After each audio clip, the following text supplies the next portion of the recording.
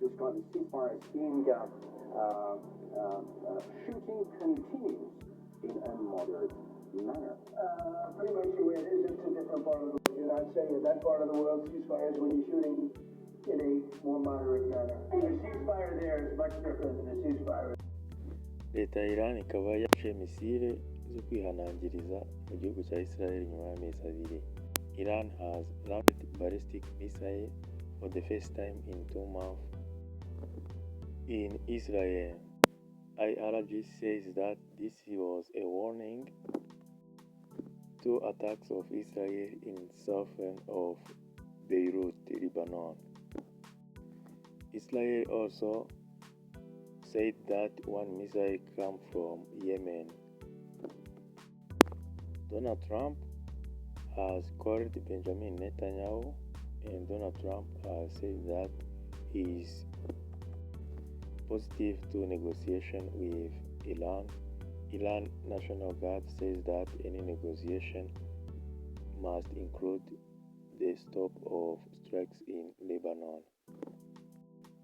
IRGC iravuga ko yarashe muri Israel ari nko gutanga agasopo kugira ngo Israel ihagarike ibitero iri kugaba mu majyepfo ya Beirut, umurwa mukuru wa Lebanon.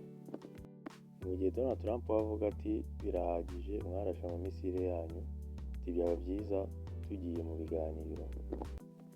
Donald Trump told Axios that Iran in Israel didn't hurt anybody, for that Israel will not retaliate and peace talk will continue. Israel says that the missile launch on its territory is a grave mistake committed by the Iranian National Guard or Iranian regime. Iran's foreign minister says that ceasefire between United States and Iran included Lebanon. Israel military chief says that the retaliation to Iran.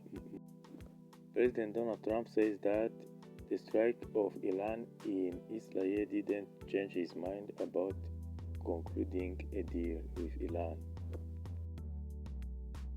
Iran has launched missile fire at Israel on Sunday. Israel strikes western center of Iran. After the warning strike of Iran on Israel, Israel also launched ballistic retaliation strikes toward Iran. Israel says schools shut down tomorrow after Iran fire missiles. Iran military command says Israel closed all red lines with Beirut strikes. Iran's Revolutionary Guard say attack against Israel was warning. Israel army says Iran committed grave mistake by firing missiles toward Israel. Israel says it struck central and western of Iran after missile fire. Tehran says explosions. Israel military says it has identified the launch of missiles from Yemen. Israel says working to intercept missiles from Yemen from the Houthi.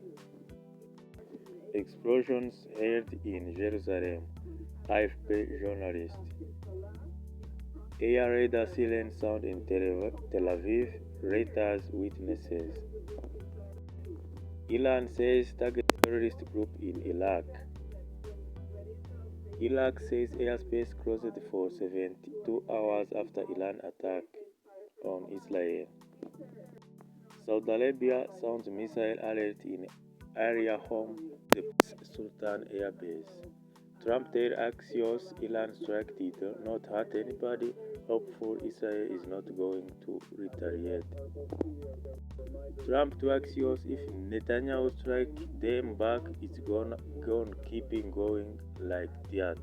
Trump to Axios, Iran foreign ministry says come following repeated violation of ceasefire and action. Iran foreign minister ceasefire in Lebanon was integral a part of ceasefire launched in April. Iran foreign ministry warns any action by Israel against Iran or Lebanon will be met with a crushing response. Iran suspended flight at Imam Khamenei airport until further notice, IRNA reports. Trump has asked Netanyahu not to jeopardize peace talk. But beside the call of Donald Trump to Benjamin Netanyahu, Israel did strike retaliation strikes toward Iran. Barakubwira ko Donald Trump yasabye Benjamin Netanyahu kudasubiza ibitero bya Iran, ariko byaje kurangira Benjamin Netanyahu na Israel barashe kuri Iran. Trump we yivugiye ati Benjamin Netanyahu n'asa nabo baramurasa, bikomeze kugenda gutyo kandi twamaze kubirambirwa iby'iyi ntambara yabo. Si Iran gusa yarashe kuri Israel kubera ko n'abahuti bo muri Yemen nabo Israel avuga ko yahagaritse misile zavaga iwabo. Israel ikaba yafunze amashuri kuri uyu wa mbere. Iran's military command said Israel crossed a red line with Beirut strike. Iran's Revolutionary Guard says attacks against Israel were a warning.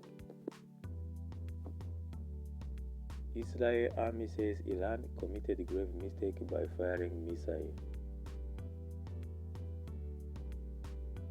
Israel says it struck center in the western Iran after missile fire. Tehran says explosion heard in several cities. Israel military says it has identified the launch of missiles from Yemen toward Israel territory. Israel says working to intercept missiles from Yemen. Explosion heard over Jerusalem, Haifa report. Barakubwira ko urusaku rw'ibiturika rwumvikanye mu mujyi wa Jerusalem nk'uko AFP bivuga, naho urusaku rw'uburira rukaba rwumvikanye muri Jerusalem nk'uko leta zibivuga. Iran kandi ikaba yarashe imitwe y'abateroristi ba muri Gaza. Iraq say airspace closed 72 hours after Iran attack Israel. Leta ya Iraq ikaba yafunze ingendo z'indege amasaha 47. Saudi Arabia sound missile alert in area home to the Prince Sultan Air Base. Trump tells Axios Iran strike didn't hurt anybody, hopeful Israel is not going to retaliate. Trump to Axios, if Netanyahu strike them back, it's gonna keep going like last 47 years. Trump to Axios, we are very close to final deal with Iran. I don't want it to blow up because of what is happening now. Trump says Netanyahu will have no choice but to accept Iran deal, a FT report.